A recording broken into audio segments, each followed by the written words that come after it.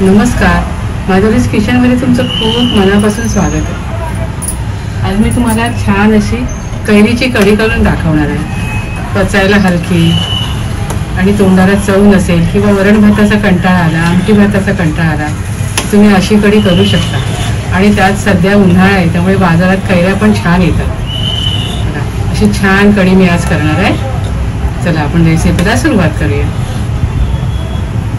कैरीची कढी करण्यासाठी इथे मी बघा, ह्या कैरी म्हणजे मोठी कैरी आहे।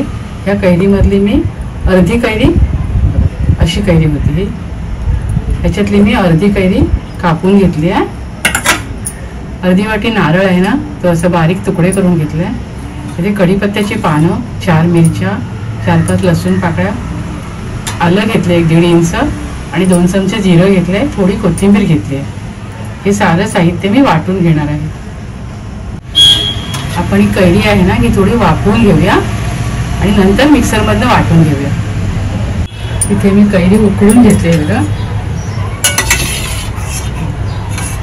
ही कैरी मी मिक्सरच्या भांड्यामध्ये काढून घेते।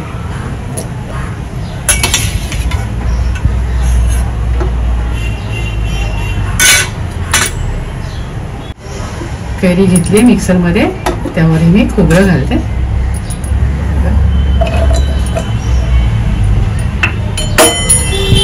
कढीपत्त्याची पानं आहेत ना, ती सारी घालूया। मिरच्या घालते याच्यामध्ये, आलं घालूया, लसूण पाकळ्या, 1 चमचा जिरं आणि कोथिंबीर घालूया। हे सारं मी मिक्सरमधनं वाटून घेते। कढीला एकसंध बनवण्यासाठी या मिश्रणामध्ये मी 4 चमचे बेसन घालते, जेणेकरून आपली कढी आहे ना ती फुटणार नाही आणि छान होईल। हे बघा, आणि हे मिक्सरमधनं फिरवून घेते। इथे आपलं कैरीचं सार करण्यासाठी वाटण वाटून झालेलं आहे, मस्त झालं। आता आपण कढीला फोडणी देऊया। कढीला आपण फोडणी देऊया। इथे यामध्ये मी 1 चमचा तूप घेतलंय।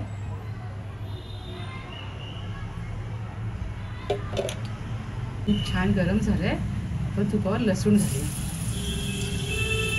2-3 लसूण पाकळ्या मी ठेचून घातल्या। बाजूला मोहरी घालूया, जिरं घालूया, हिंग घालूया आणि कढीपत्ता घालूया।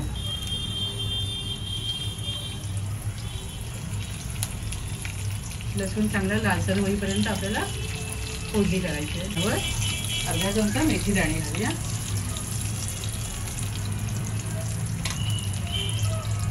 आपली फोडणी बघा एकदम खमंग झाली आहे। मेथी दाण्यामुळे कढीला छान चव येते, एकदम खमंग लागते कढी। आता आपण यावर आपलं कढीचं मिश्रण घालूया।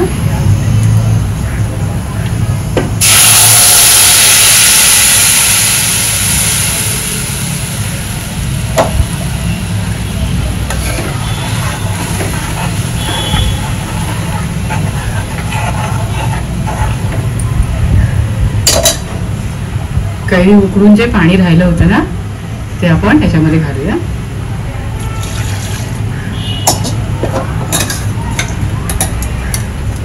मिक्सरमध्ये ओतून घेतलंय मी।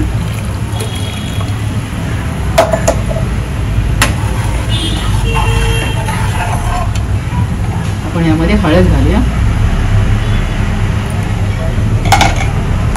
आणि कढीला छान उकळी आणून देऊया। त्यामध्ये मी अजून थोडं पाणी घालते, गरम पाणीच घालते। तुम्ही आवडीप्रमाणे घट्ट पातळ करू शकता। चवीप्रमाणे मीठ घालूया आणि छान उकळी आणून घेऊया। आपण कढीमध्ये थोडासा गूळ घालूया, म्हणजे कढीला आंबट गोड अशी छान चव येईल। थोडी कोथिंबीर घालूया।